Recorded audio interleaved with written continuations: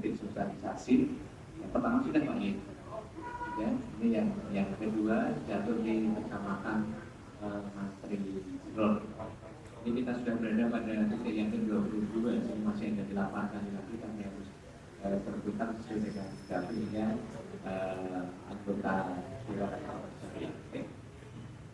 Sebelumnya kami sampaikan bahwa kami dari Balai Pemuda dan Olahraga Dinas Pora yang kantornya tidak jauh dari sini, hanya antara alun-alun selatan ini, yang mana kami mendapatkan amanah untuk melakukan pembinaan dan pengelolaan di bidang kepemudaan dan keolahragaan.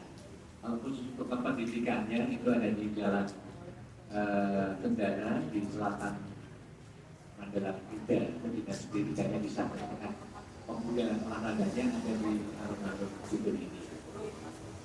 Dan tentu melalui program kami ini yang akan kami sampaikan, kami berharap nanti kalau memang teman-teman dari pemuda ini bisa tertarik dan berminat untuk mengakses program itu kami, tentu nanti ada beberapa cara yang bisa dilalui. Karena program-program itu adalah ada dua cara aksesnya, yang melalui program lewat POKIR yang tentu nanti usulannya itu dilakukan oleh Dewan yang nanti akan dimasukkan ke dalam POKIR, dan juga program-program yang bisa diakses langsung melalui kami Balai Pemuda dan Olahraga yang tentu dengan beberapa persyaratan sesuai dengan persyaratan atau kuota yang ada pada kami. Oleh karena itu, mohon izin kami akan menyampaikan beberapa program kami yang kami lakukan atau yang ada di tahun 2023 ini. Namun mohon maaf karena posisi sekarang ini kita sudah ada di triwulan keempat, artinya sudah ada di menjelang akhir tahun, sehingga program yang kami sampaikan ini memang sudah berjalan dan sudah boleh dikatakan selesai kita lalui. Namun di 2024 program itu tetap akan ada lagi. Sekalipun demikian, manakala teman-teman pemuda itu tertarik yang itu, eksekusinya juga tidak di 2024 karena penyusunan anggarannya baru akan dilakukan pada N-1, sehingga paling cepat, paling banter kalau memang tertarik dengan program itu nanti baru muncul di anggaran 2025. Kenapa N-1 baru 2025? Karena di 2024 ini sebenarnya kan anggarannya kan sudah siap, tinggal nanti dibahas, mungkin 1-2 bulan lagi sudah diketok Pak ya, sudah diketok, karena kalau tidak nanti DPR juga kena sanksi tidak gajian 6 bulan kayaknya, ada sanksinya kalau sampai terlambat untuk menetapkan APBD dari APBD di tahun 2024. Itu pengantar kami di awal agar nanti bisa dipahami sehingga ketertarikan pendidikan itu nanti bisa terwujud di 2025 melalui EPOKIR utamanya yang memang bisa diakses secara langsung lewat Pak Stefanus. Nah, di program kami yang di 2024 ada beberapa yang kami lakukan. Memang kalau kita lihat dari pembinaan pemuda itu kami sesudah Undang-Undang Kepemudaan nomor 40 2009 itu ada 3 yang berkait dengan penyadaran, pemberdayaan dan pengembangan. Ada 3 hal itu yang menjadi harapan kami, yaitu penyadaran, bagaimana kita memberikan penyadaran kepada pemuda terkait dengan banyak hal, dengan bahaya narkoba, bahaya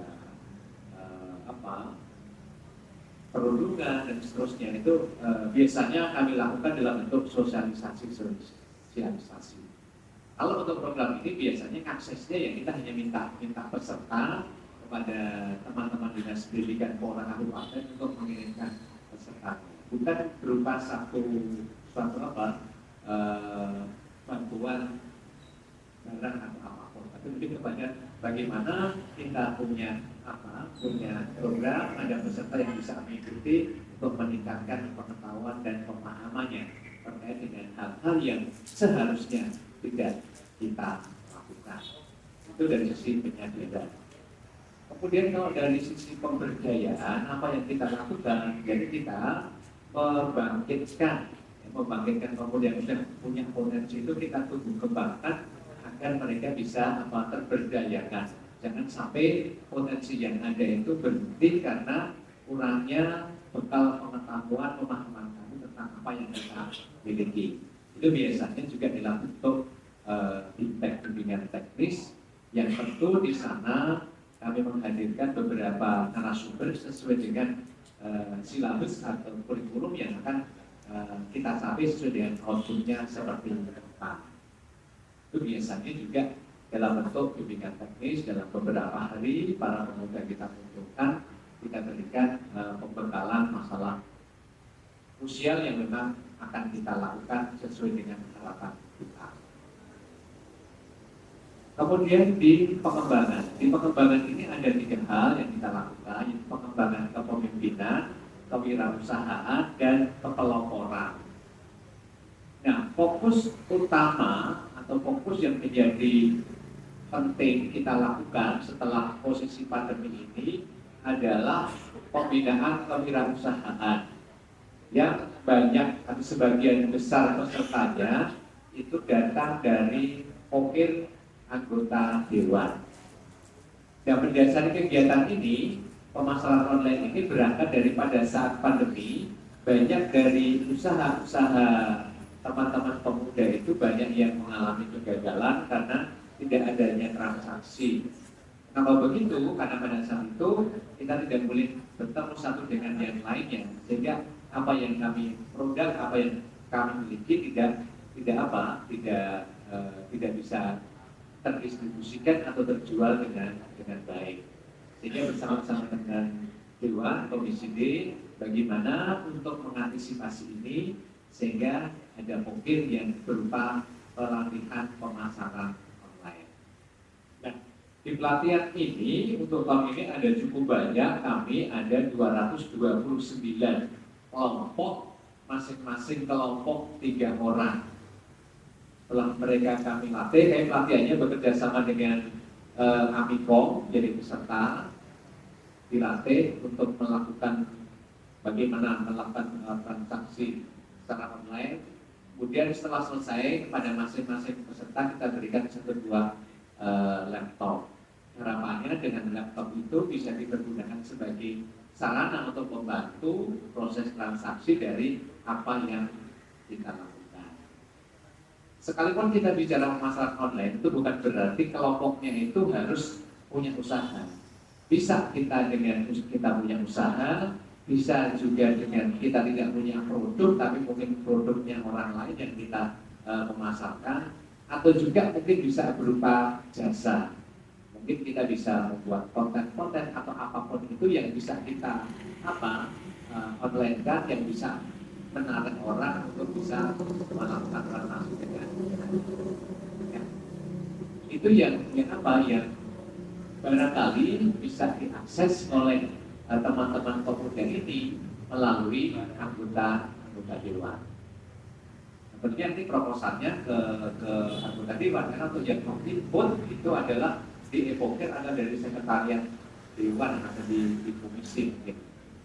Itu yang kami lakukan. Sebenarnya pemasaran online ini ada 3 sasarannya. Yang pertama ada yang tadi yang dari pocket yang cukup banyak jumlahnya, ada sekitar hampir 700 orang, dari 229 kali 3 ada 687 ini. Itu sudah kita realisasikan 1 bulan yang lalu, semua sudah kami bagikan laptopnya.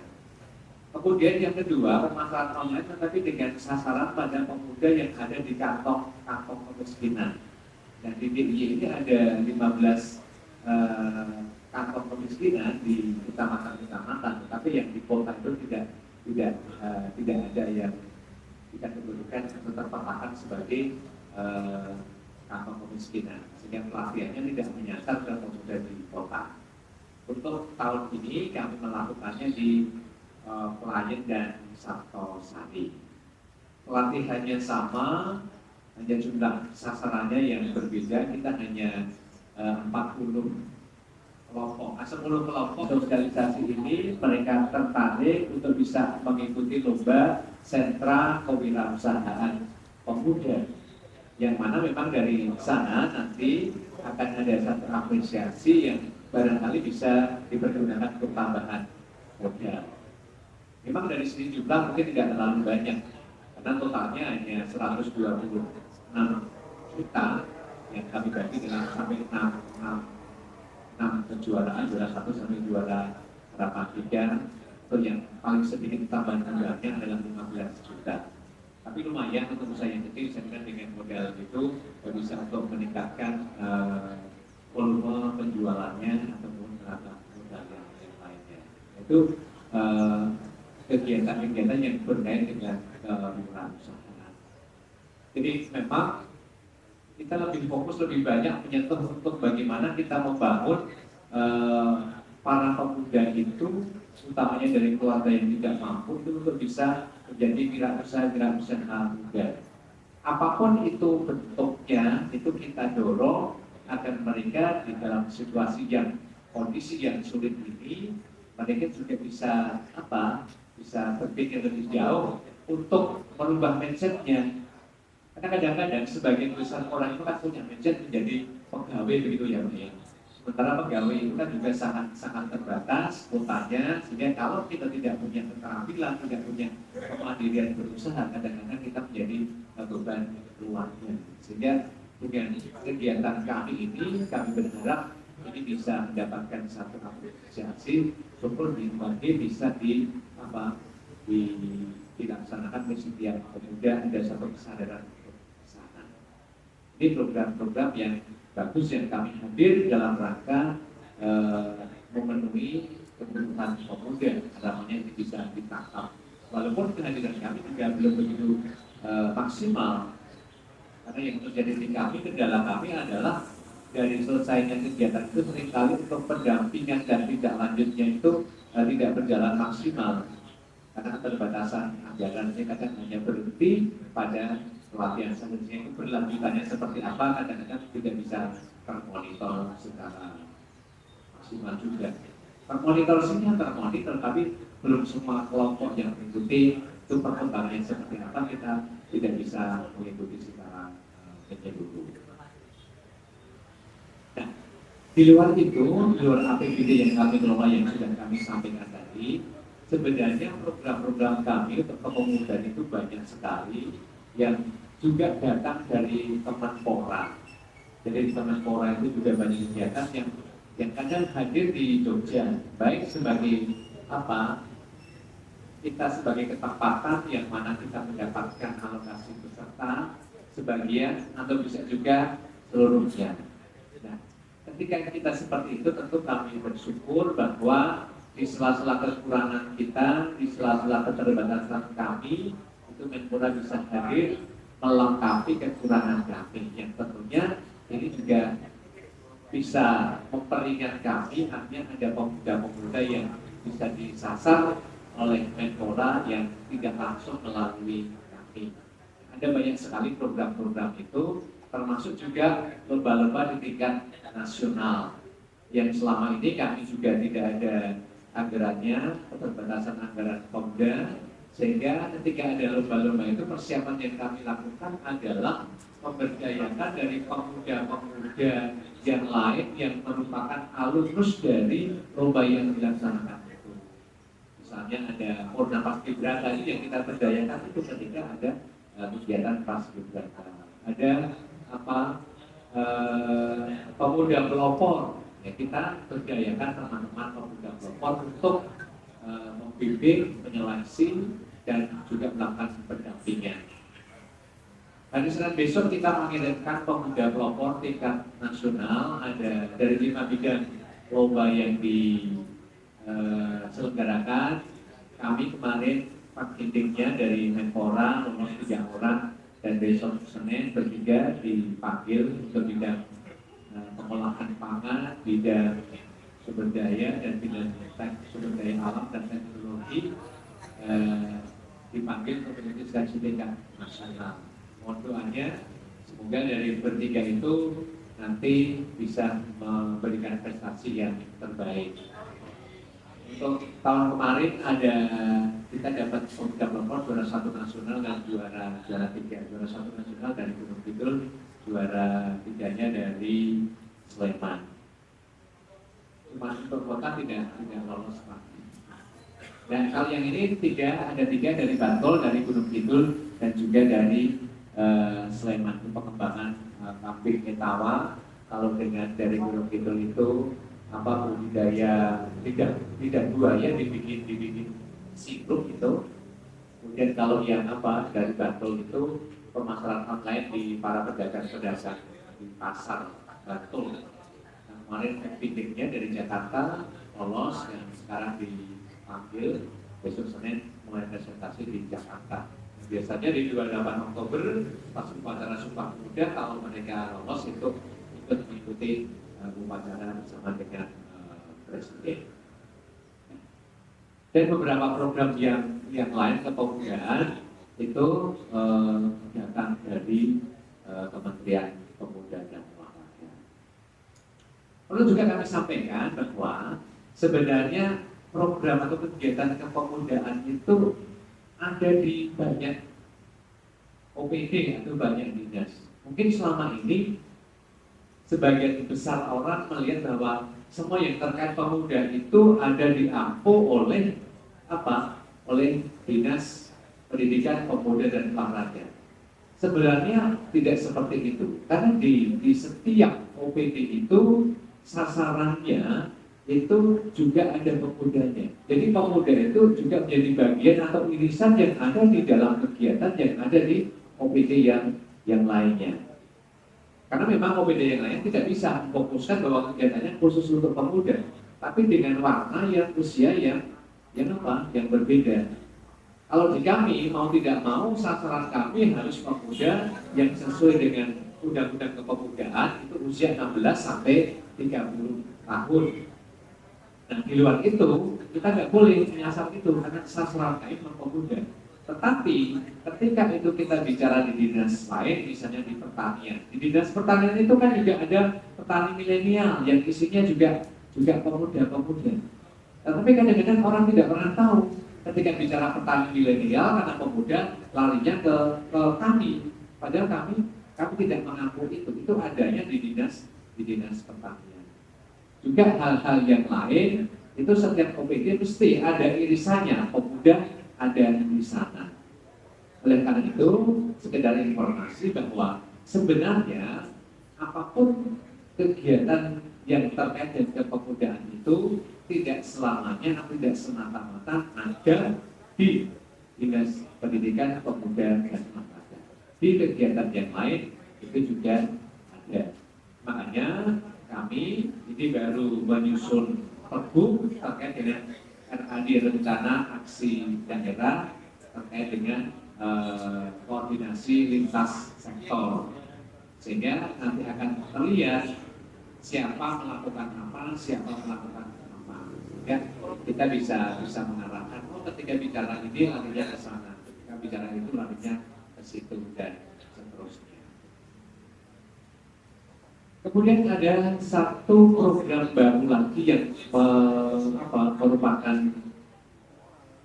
inovasi kami atau usulan kami yang nanti akan kita eksekusi di 2024 adalah beasiswa keberlanjutan pendidikan bagi pemuda. Kami bermaksud bahwa para pemuda yang mungkin tidak bisa melanjutkan pendidikannya ke jenjang pendidikan tinggi atau kuliah, itu di kami ada akses untuk itu. Tapi syaratnya harus datang dari keluarga yang kurang mampu. Dari keluarga yang mampu itu dibatasi. Kita berharap yang keluarga kurang mampu dulu. Kita berikan alokasi bantuan beasiswa ada 10 juta untuk setiap tahunnya.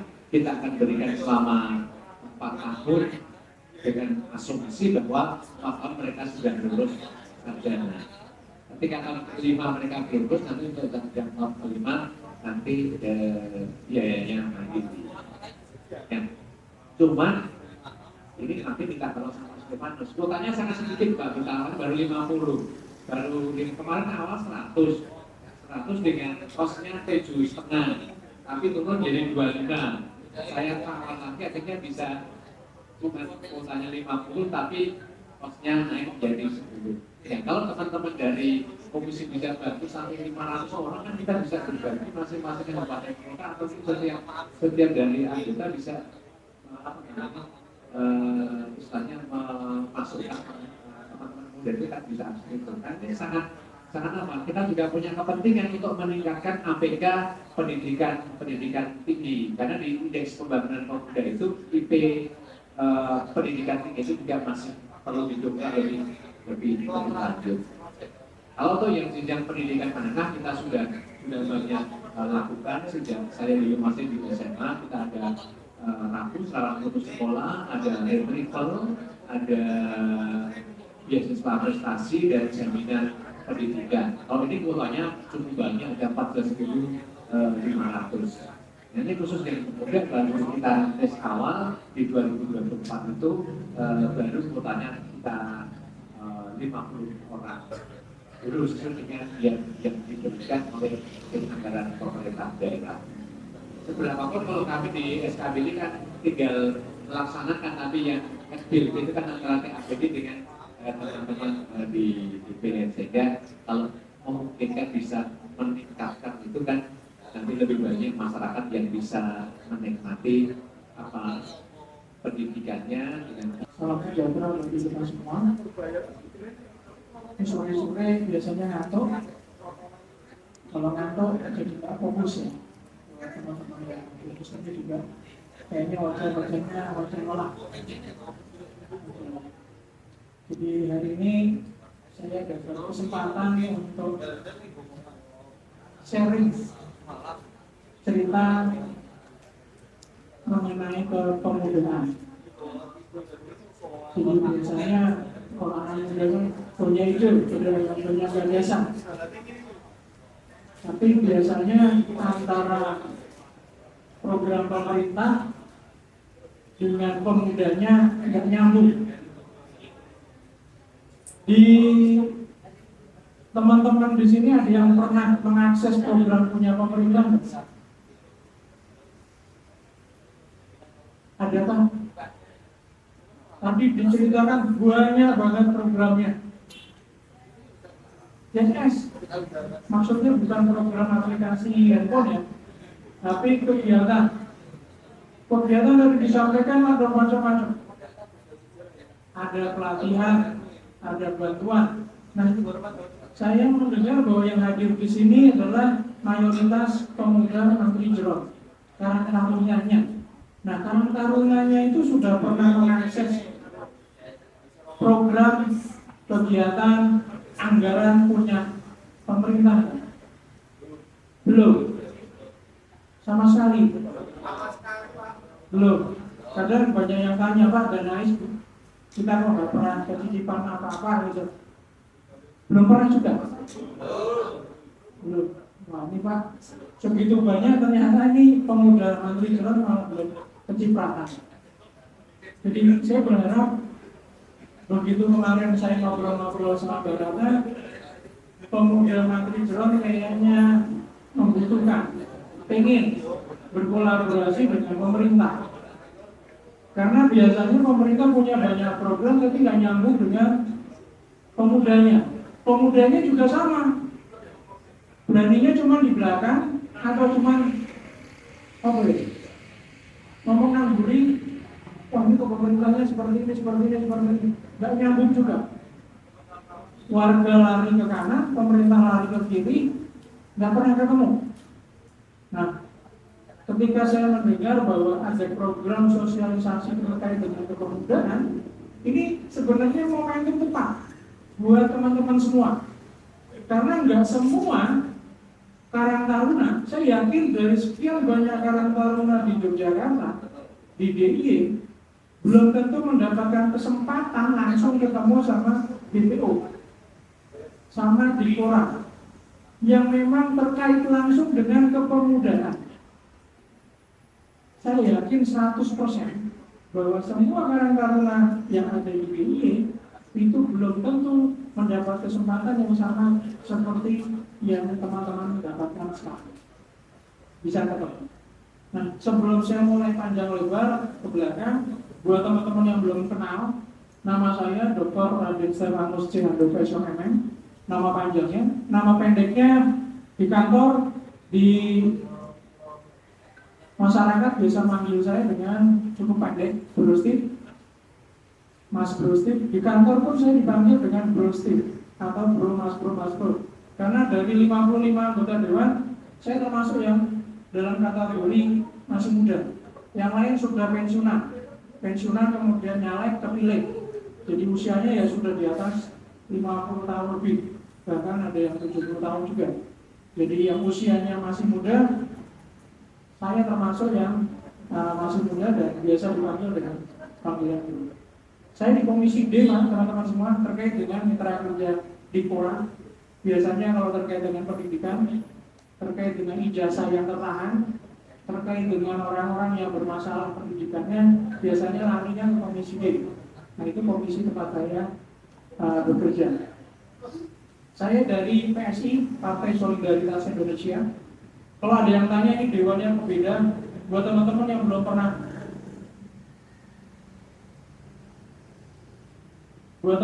belum pernah ketemu, mungkin kaget juga. Ini dewannya kok rambutnya dicat, tatoan.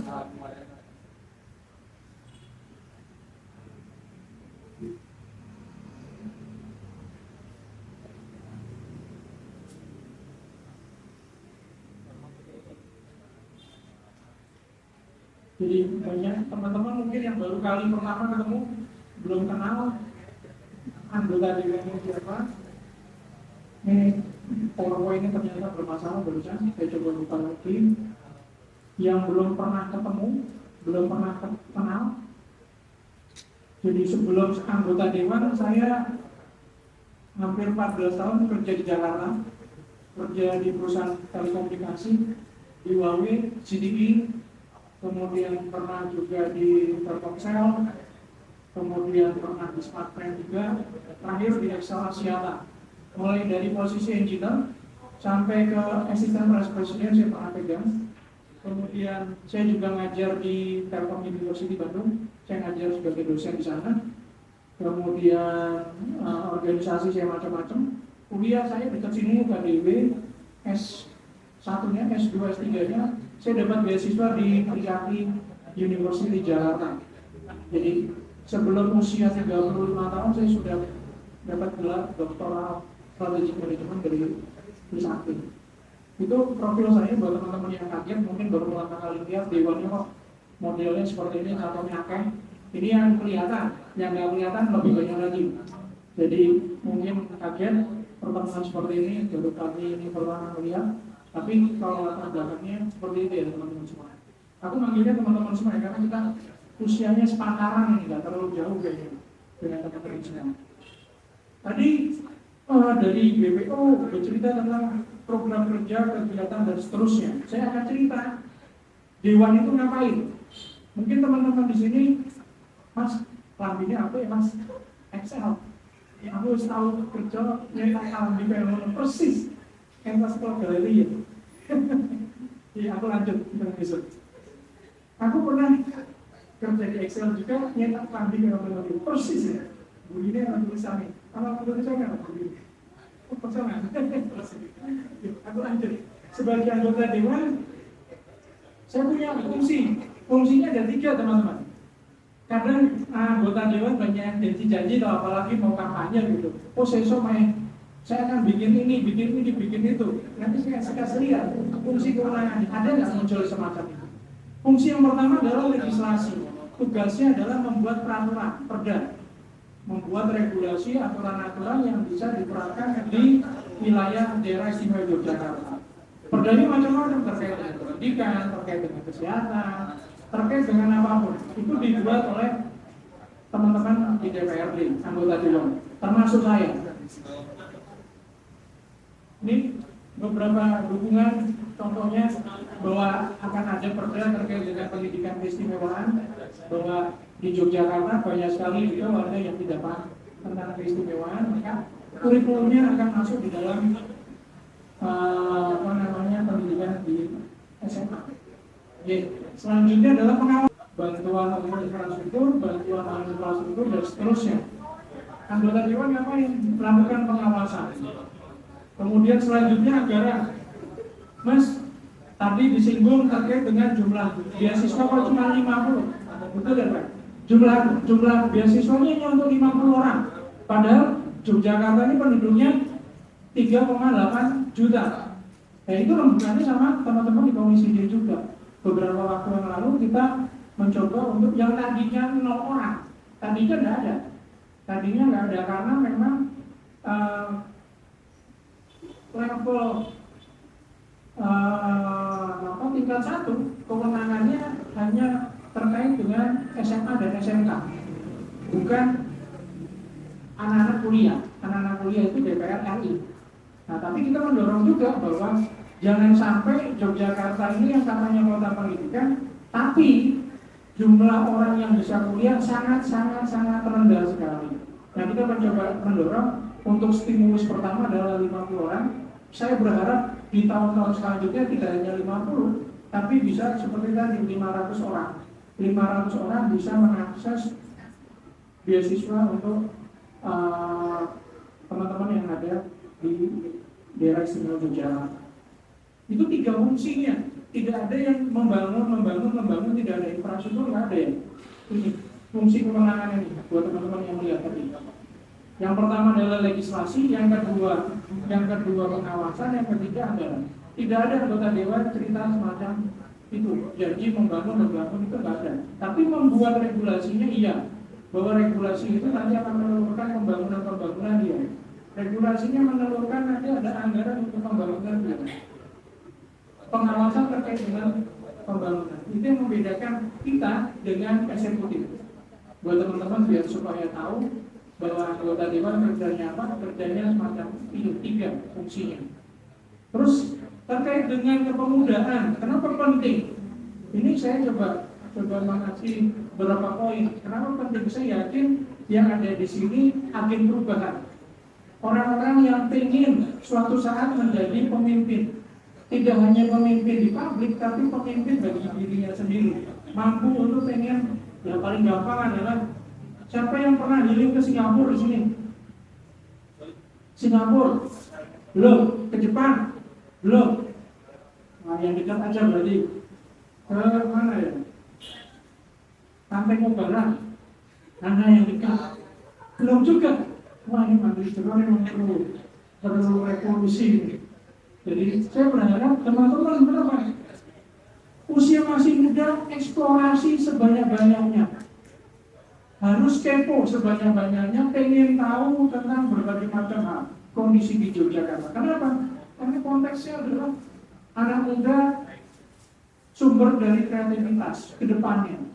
Nggak mungkin lagi orang tua yang berpikir besok ini anak-anak muda itu harusnya bagaimana. Tadi kalau teman-teman perhatikan program kegiatan itu old school atau enggak? Itu program untuk teman-teman loh, bukan program untuk bapak-bapak, tapi program-program untuk anak muda. Sebenarnya kalau teman-teman merasa, Pak, kalau ini Pemda itu punya program tapi tidak pernah menyentuh anak muda.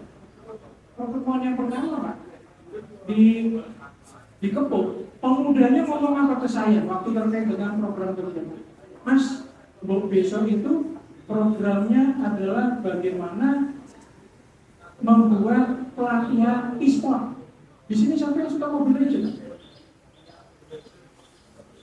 Mobile Legends, PUBG, Permain, ada. Nah, jadi itu salah satu bentuk yang sudah diakui dekat dengan pemuda, games, tapi diakui sebagai bentuk olahraga. Nah, di Kepuk itu minta, Pak, mohon suatu saat tidak hanya pelatihan seperti voli, basket, atau yang lain, tapi pelatihan bagaimana anak-anak di Kepo itu dilatih supaya jago bisa main ML, PUBG, Free Fire atau yang lain, supaya selevel dengan atlet-atlet minimal yang ada di Yogyakarta. Karena kegiatan semacam itu ternyata menghasilkan juga atlet-atlet Free Fire yang baik itu tingkat lokal, itu kalau dapat sponsor ya bisa menghidupi dirinya sendiri. Dan menurut saya itu ide yang brilian juga yang muncul dari pemudanya Kepo. Saya nggak tahu yang di Materi Jelas idenya apa. Tapi kalau tadi memperhatikan program-programnya banyak sebenarnya. Saya berharap teman-teman di Materi Jelas ini juga punya gagasan. Mas, menurut saya itu didukung juga terkait dengan program ABD dan seterusnya. Dan masukan-masukan itu saya berharap bisa saya terima dan saya perjuangkan di dalam rapat-rapat di Komisi D. Itu memang fungsinya mas teman-teman semua di sini. Nah sini, ketika kita proses pembahasan dengan kawan-kawan terkait dengan anggaran, kita selalu ngobrol dengan mitra kerja kita di Pura. Pak, anggarannya berapa? Kebutuhannya apa saja? Cukup atau enggak? Kemudian sasaran untuk pemuda sebenarnya apa saja? Ini di fungsi ini teman-teman semua. Nih saya akan skip aja. Pemuda penting. Kenapa pemuda penting? Ini saya akan coba berdiri. Aduh, sorry ya teman-teman, saya coba berdiri. Karena ini teman-teman semua, kalau kita lihat di Indonesia, isinya itu adalah anak-anak Gen X sama milenial. Nah sekarang saya mau tanya, Yogyakarta kota budaya, setuju enggak? Setuju. Kota pariwisata, setuju? Setuju. Kota pendidikan, yakin. Yogyakarta kota pendidikan. Kota pelajar, setuju. Kota pendidikan, setuju. Nah, saya kasih lihat. Saya kasih lihat datanya. Nah, mudah-mudahan kelihatan sampai belakang. Nah, Yogyakarta itu dikenal dengan kota pendidikan. Ini datanya, dari belakang kelihatan ya. Yang berseliweran bikin macet, cak nom-nom, yang anak-anak muda kalau pagi sampai sore bahkan malam pada kumpul-kumpul kongkol-kongkol. Ternyata saya lihat datanya itu bukan orang Jogja, bukan orang DIY. Karena apa? Kalau kita lihat ini teman-teman, Yogyakarta katanya kota pendidikan. Tapi kalau kita tanya, S1-nya lulusannya berapa persen? 50%, 30, 20, enggak. Nih. Hanya 7%. Nah, karena data semacam ini, saya selalu mendorong ada banyak program kegiatan supaya orang Yogyakarta, orang DIY itu bisa bersaing. Data yang miris lagi mas, jumlah pengangguran di Yogyakarta 49,8% ya, 49,8% pengangguran di Yogyakarta di DIY itu adalah lulusan dari yang merah ini. Yang merah ini mas, pemudanya.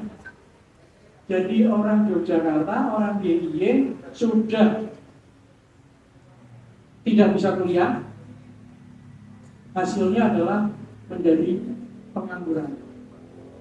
Datanya. Kenapa saya mendorong semua dinas untuk bisa memberdayakan pemudanya? Karena salah satunya adalah ini. Bagaimana saya bisa bersaing, kita bisa bersaing dengan tetangga kita yang dari Magelang, Purworejo, Solo, Bandung, Semarang, Jakarta, Surabaya. Kalau ternyata datanya semacam ini. Makanya saya selalu meminta dari Dipora, ayo bantu kami untuk bisa meningkatkan apa yang dilakukan oleh kawan-kawan di DPRD supaya teman-teman di Yogyakarta yang muda itu bisa bersaing. Ini teman-teman, angkanya mayoritas adalah anak usia produktif, anak-anak muda, 70% di Yogyakarta. Sama juga di Indonesia. Artinya teman-teman pasti akan bersaing dengan anak muda juga dari lokasi yang berbeda. Waktu saya kerja di Jakarta, satu meja gini teman saya itu lebih banyak bukan orang lokal. Yang sebelah sini orang Malaysia, bisa dari sebelah sana orang Bangladesh, bisa orang India, bisa orang dari teman-teman yang dari Eropa juga. Itu satu meja. Zaman saya waktu kerja di Jakarta semacam itu. Apalagi zaman sekarang, artinya persaingan akan semakin ketat. Dan anak-anak muda, teman-teman semua di sini akan bersaing juga dengan anak-anak muda dari wilayah yang lain juga. Nah, karena hal semacam itu, kita juga menghadapi kondisi semacam ini. Transformasi digital. Dari zaman Pak Jokowi periode pertama sampai sekarang juga cerita tentang transformasi digital. Industri 4.0. Di Yogyakarta bagaimana? Yogyakarta sama. Transformasi sudah terjadi. Tanpa bisa dibendung, transformasi terjadi. Siapa yang suka tiktokan? Hampir semua tiktokan ya? Enggak. Facebook, Instagram, ada juga. Wah, kalah sama Bonto Pasar. Seriusan. Ini transformasi digital, mau nggak mau orang menggunakan HP untuk bertransaksi. Beli barang pakai HP, bayar barang pakai HP, ke kafe bayarnya pakai QRIS, bahkan ke pasar pun kita belanja makanan pakai HP juga bisa. Ini kondisi sekarang.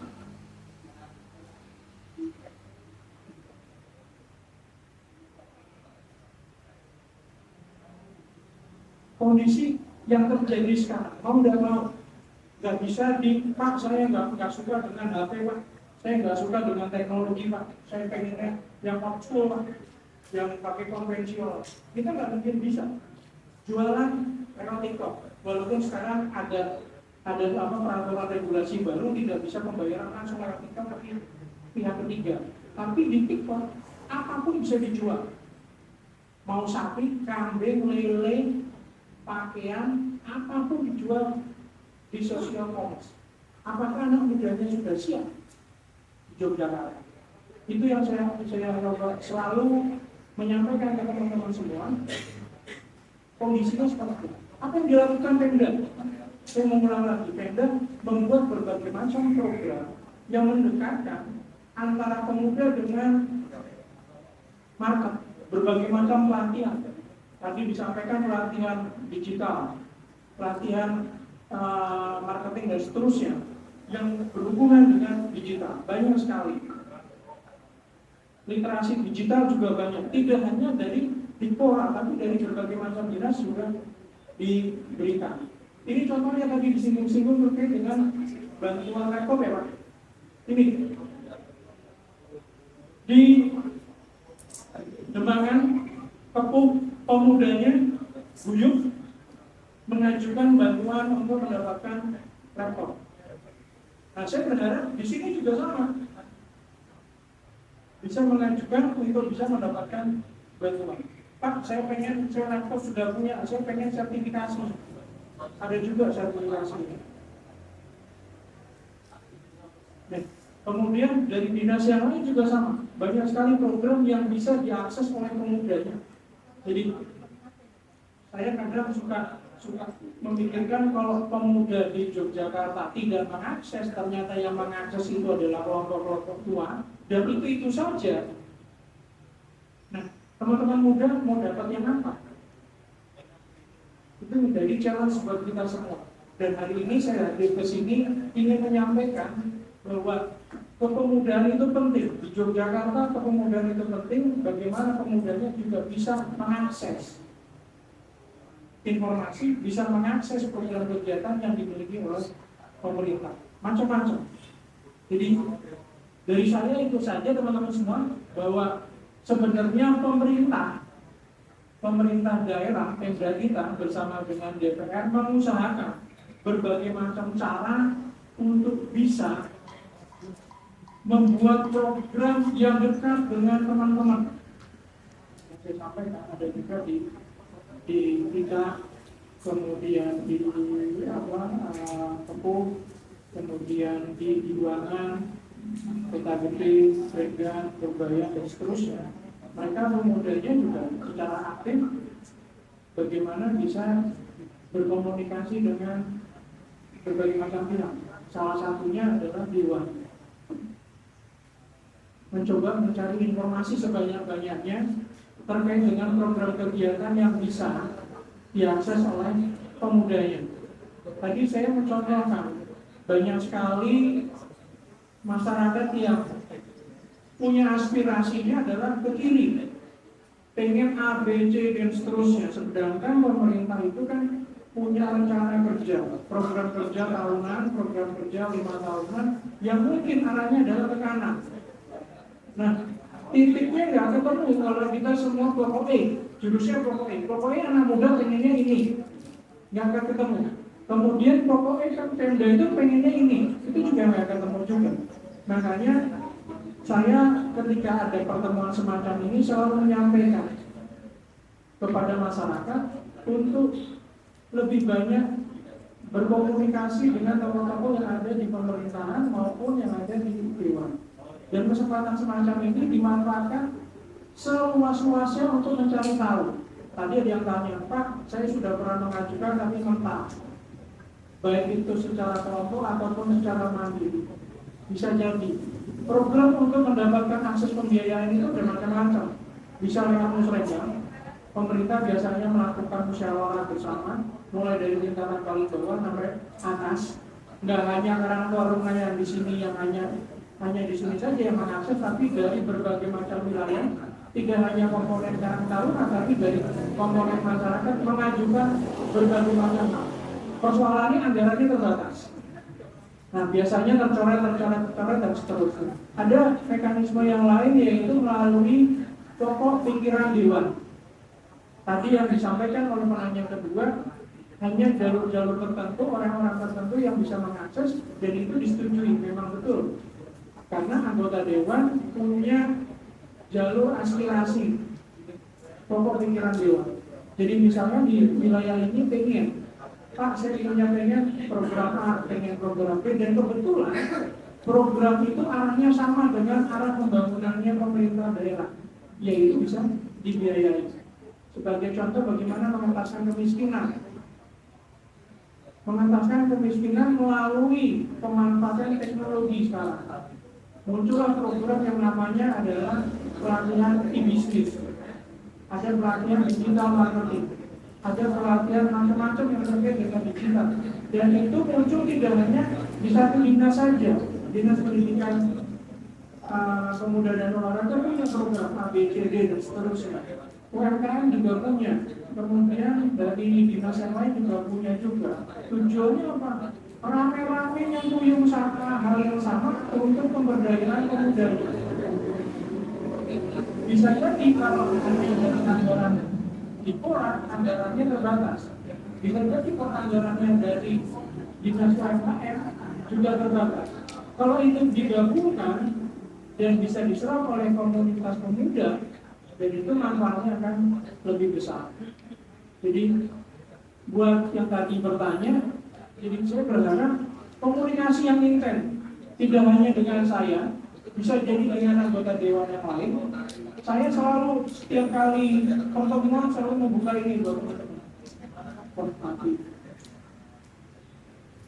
Kalau membuka kesempatan buat menghubungi saya, kapanpun, pagi, siang, sore, kalau teman-teman tertarik bisa menghubungi WA saya 08 kalau ada yang punya tes 08 78 79 59 1 teman-teman bisa menghubungi Mas pelan-pelan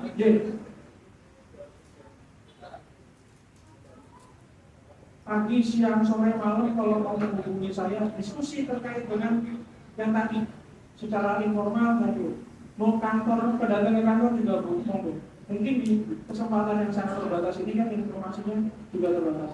08 78 79 59 1 666. 087879591666.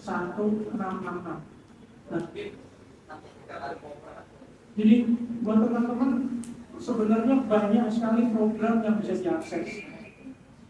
Jadi kalau ditanya, Pak, kami di Karang Taruna nggak punya kegiatan, nggak bisa mengakses dan lain-lain. Saya melihat di Karang Taruna yang lain bisa mengakses banyak kegiatan. Problemnya ya tadi komunikasi yang tidak pada jalurnya. Kalau tidak pada jalurnya tidak bisa memberikan solusi, tidak bisa memberikan jembatannya gitu. Pemerintah punya program yang di sini masyarakat pengen nggak ketemu. Tengah-tengah seharusnya siapa? Tengah-tengah adalah penyambung lidah rakyat itu siapa? Anggota dewan. Anggota dewan itu harus bisa memberikan informasi sebanyak-banyaknya kepada masyarakat ini ke program-programnya yang bisa dikerjasamakan dengan dinas-dinas. Begitu Mas. Jadi pagi, siang, sore, malam silakan WA saya, kita ngobrolin atau kita bisa ketemu yang ringan, kita ngobrol. Mas, mekanismenya seperti apa, pengajuannya, kemudian proposalnya seperti apa, programnya apa, monggo kita diskusikan tidak hanya di forum semacam ini tapi di forum yang lain juga bisa. Dari saya itu saja Pak, mungkin ada dari Bapak. Terima kasih. Ini melengkapi saja. Jadi intinya bahwa sebenarnya setiap program itu tadi setiap orang sudah lewat dua mekanisme, lewat aspirasi dan yang dari usulan dari kami. Nah, kalau boleh saya mengatakan yang bisa dipastikan langsung boleh lewat aspirasi karena memang yang goal itu dewan. Kalau yang kami kadang sebatas usul, tetapi dari usulan kami nanti bisa mental pada saat pembahasan di dewan. Karena memang fungsinya tadi ada fungsi legislasi, fungsi penganggaran dan satu lagi fungsi pengawasan. Jadi sebenarnya kalau dengan itu kepingin program apa, itu nanti memang kalau sudah dimungkin itu kan nanti mesti sudah mau tidak mau kami akomodir, kami yang akan mengeksekusi programnya masuk saya. Jadi seakan saya itu penelitian program yang sebenarnya sasarannya sudah menjadi sasaran dewan tapi eksekusinya di kami. Nah, cuman begini, tidak semua usulan itu bisa kita setujui, tergantung dari tema pembangunan pada tahun berkenaan. Sehingga harus match. Kalau misalnya temanya tahun ini adalah kalau nggak salah Amung Tani dan Nelayan apa ya, yang di daerah pesisir pantai selatan itu kan, nah maksudnya paling tidak itu yang mendekati ke sana. Bisa peningkatan SDM-nya yang ada di daerah selatan dan seterusnya. Jadi tidak serta-merta setiap keinginan muncul itu bisa terakomodir. Mungkin pada waktu berikutnya nanti ada program atau tema pembangunannya apa di tahun berkenaan itu akan bisa dieksekusi. Itu yang mesti kita harus pahami. Sehingga jangan pernah berpikir seakan-akan adalah ngomong tok ngomong yorane nyata ini kan kayak seperti itu.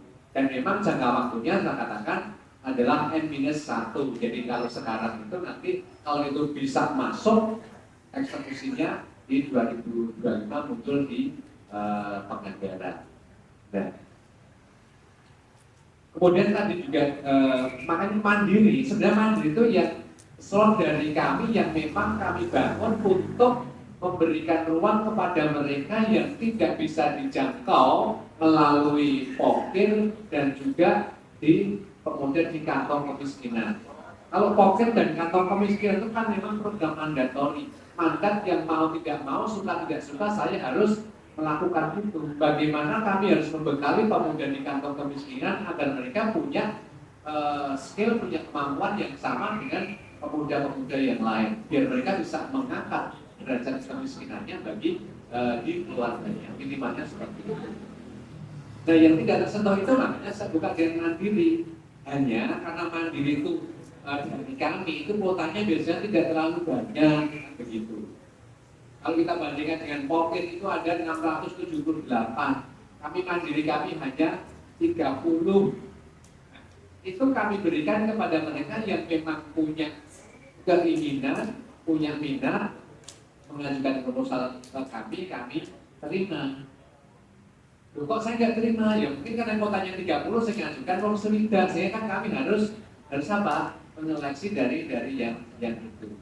Contoh ini yang mandiri ini memang baru pertama kami buka tahun ini karena memang saya melihat kalau seperti ini orang-orang yang tidak terjangkau lewat COVID nanti nggak bisa mengakses program yang sama dong. Sehingga kami buka itu hanya memang dari sisi kuota itu tidak terlalu banyak. Tapi semoga dengan kesempatan ini juga teman-teman Dewan nanti pas pembahasan, oh ini baru sebut ditambah 100 orang kan gitu kan. Saya sangat berterima kasih karena saya yakin juga bagaimanapun teman-teman Dewan juga terpikir bahwa orang banyak itu juga punya skill, punya daya saing yang bagus sehingga kita bisa mempunyai kemampuan lebih atau namanya rata-rata sama dan kebanyakan pemuda yang lainnya. Ini tidak terlalu di belakang seperti itu. Kalau masalah pemuda itu mau dibawa kemana sih? Kok banyak organisasi kok tidak dijadikan satu saja. Nah, idealnya kan memang pemuda itu kan kita siapkan untuk menjadi generasi penerus yang harus kita bangun, kita tumbuh kembangkan, punya kemandirian, dan seterusnya. Nah, untuk membentuk itu kan bisa dibangun pada organisasi-organisasi yang lain dan memang secara undang-undang kan juga organisasi itu juga ada di bawah kalau di provinsi itu kan di bawah pembinaannya Keskempol dan seterusnya. Dan itu ada legal. Gitu ya, Mas? Ada lagi? Ya, monggo.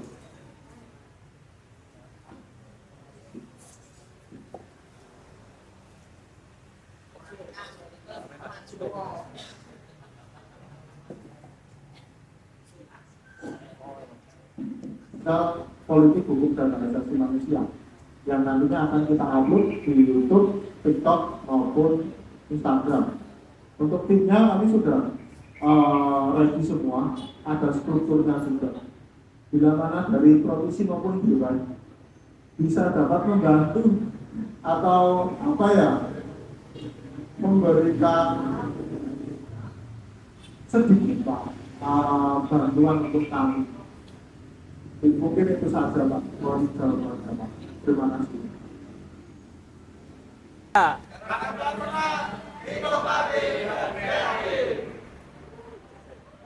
Oke.